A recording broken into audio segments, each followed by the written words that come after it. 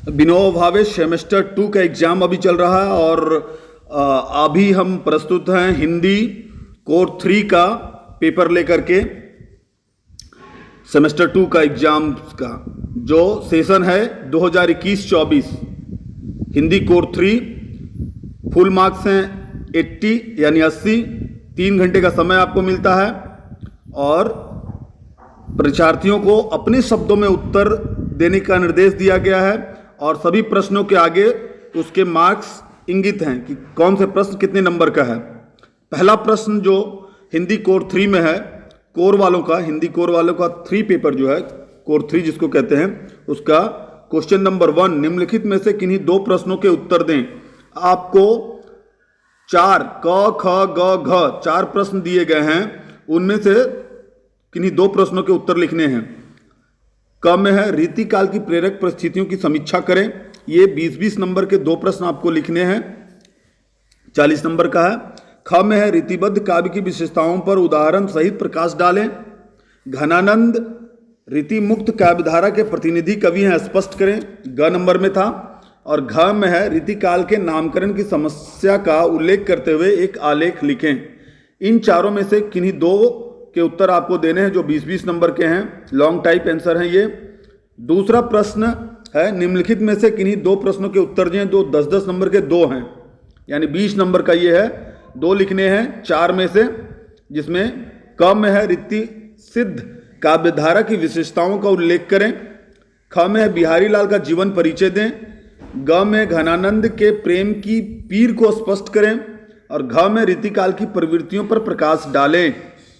3 number question जो है वो वस्तुनिष्ठ प्रश्न है जो 10 हैं और सबके लिए 2 नंबर मिलेंगे, यानी एक प्रश्न जो है वो 2 नंबर का है और 3 में 10 प्रश्न हैं आपके जो ऑब्जेक्टिव टाइप हैं, वस्तुनिष्ठ प्रश्न जिसको हम लोग कहते हैं। तो उसमें क है रीतिकाल को श्रृंगार काल किसने कहा? तो उत्तर होगा विश्वनाथ प्रसाद मिश्र। उत्तर होगा विश्वनाथ प्रसाद मिश्र।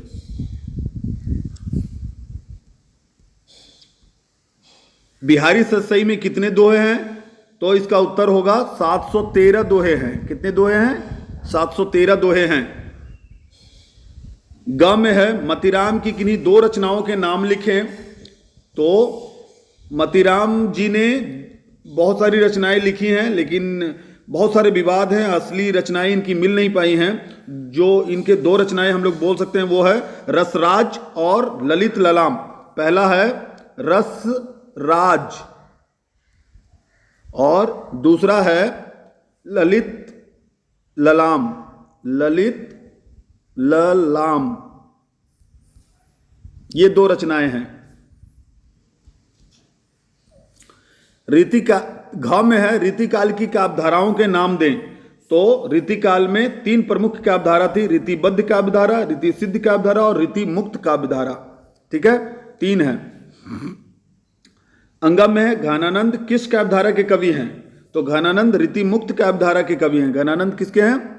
रीति मुक्त के, रीति मुक्त काव्यधारा के कवि थे घनानंद। सुजान कौन थी? तो सुजान राजा के दरबार में नाचने वाली एक वेश्या थी और घनानंद की प्रेमिका भी थी। घनानंद की कौन थी? प्रेमिका भी थी सुजान जो है। सुजान का संबंध घनानंद से है, घनानंद की प्रेमिका थी और इसी के प्रेम में घनानंद ने सारी कविताओं की रचना की है। 6 में है भूषण की कविताओं में किस रस का आधिक्य है? तो भूषण वीर रस के कवि थे। तो भूषण जो है वो वीर रस का आधिक्य है भूषण की कविताओं में।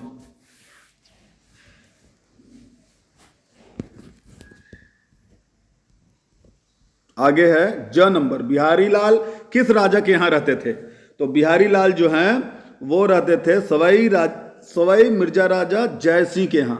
सवाई जयसिंह भी कह सकते हैं, सवाई मिर्जा राजा जयसिंह, यानी जय सिंह आप अगर जानते हैं तो ये सही उत्तर हो जाएगा। जय सिंह आमेर के राजा थे। आमेर जो आज जयपुर जिसको कहते हैं ना, वहीं के राजा थे जय सिंह, उन्हीं के दरबार में बिहारी लाल रहते थे। जहां में शब्द रसायन किस कवि की रचना है? तो शब्द रसायन जो है देवदत्त शास्त्री की रचना है। शब्द रसायन देवदत्त शास्त्री की रचना है। देवदत्त शास्त्री। रीतिकाल को अलंकार काल किसने कहा है? तो मिस्र बंधुओं ने रीतिकाल को अलंकार काल कहा है, मिस्र बंधुओं ने। अब आपका कोर 4 जो है, हिंदी कोर 4 सेमेस्टर 2 के हिंदी कोर 4 का भी क्वेश्चन है हमारे पास, और उसका उत्तर हम लोग अभी करेंगे। इसके लिए भी 3 घंटे और 80 मार्क्स हैं। परीक्षार्थियों को अपने शब्दों में यथासंभव उत्तर देने का निर्देश दिया जाता है, और सभी प्रश्नों के आगे उसके अंक हैं, इसलिए लिखा हुआ उपांत के अंक पूर्णांक के द्योतक हैं। निर्देशानुसार सभी खंडों से उत्तर दें। जैसा निर्देश दिया जा रहा है वैसे वैसे खंडों से आपको उत्तर देने हैं। ग्रुप ए पहला खंड है, जिसमें क्वेश्चन नंबर 1 है, निम्नलिखित में से किन्हीं 2 प्रश्नों के उत्तर दें। फिर ये 20-20 नंबर का 2 क्वेश्चन का उत्तर देना है 4 क्वेश्चनों में से। तो पहला क्वेश्चन है, आधुनिकता की अवधारणा से क्या समझते हैं? आधुनिकता के उदय की पृष्ठभूमि पर प्रकाश डालें।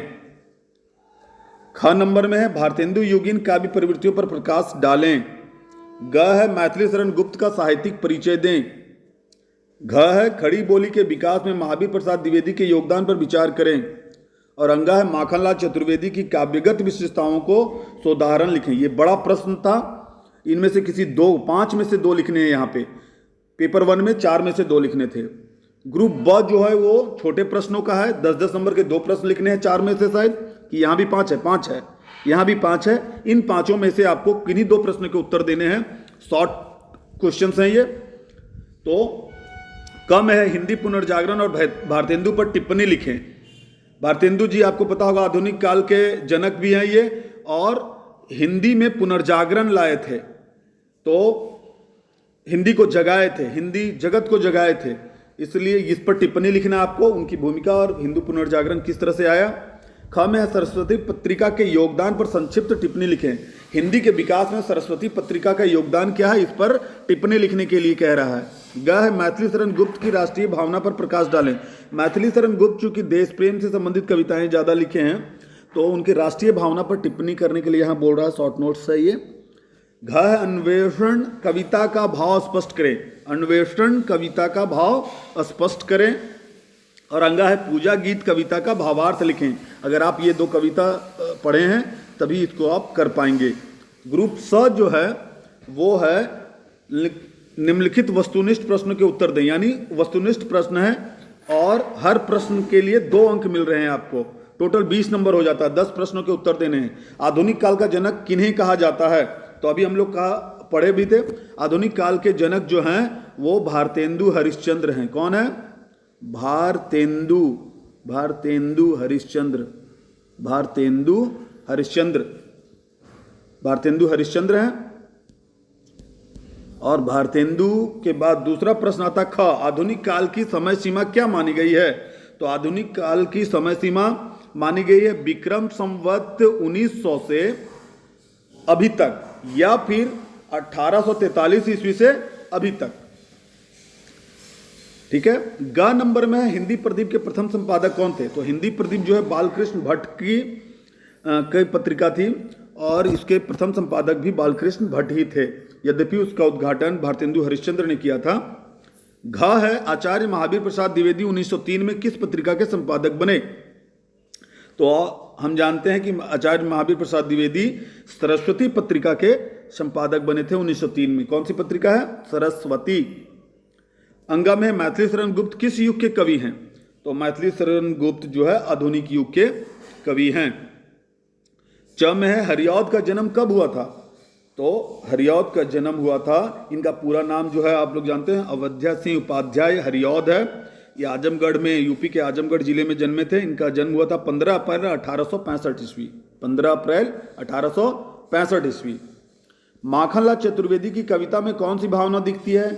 तो देश प्रेम की भावना दिखती है। माखनलाल चतुर्वेदी देश प्रेम की ज्यादा कविताएं लिखे हैं। ज में है, भारतेंदु का शाब्दिक अर्थ क्या है? भारत जोड़ इंदु। भारतेंदु का क्या होगा? भारतेंदु का होगा भारत जोड़ इंदु। इसका शाब्दिक अर्थ अगर इसको हम तोड़ दें इस शब्द को, तो भारत जोड़ इंदु। इंदु का मतलब होता है चंद्रमा। इंदु का मतलब होता है चांद या चंद्रमा, आधा न होगा, चंद्रमा।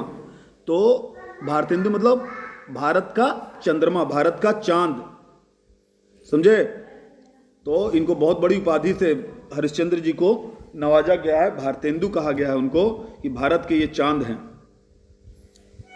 भारतेंदु। और झ में है द्विवेदी युग के बाद कौन सा युग आता है, तो द्विवेदी युग के बाद छायावाद आता है, ठीक है। और पूजा गीत के कवि कौन हैं, अंगा इया में है, तो पूजा गीत के कवि हैं सोहनलाल द्विवेदी। ये प्रश्न आपके सेमेस्टर 2 के कोर 3 और कोर 4 के प्रश्न हैं।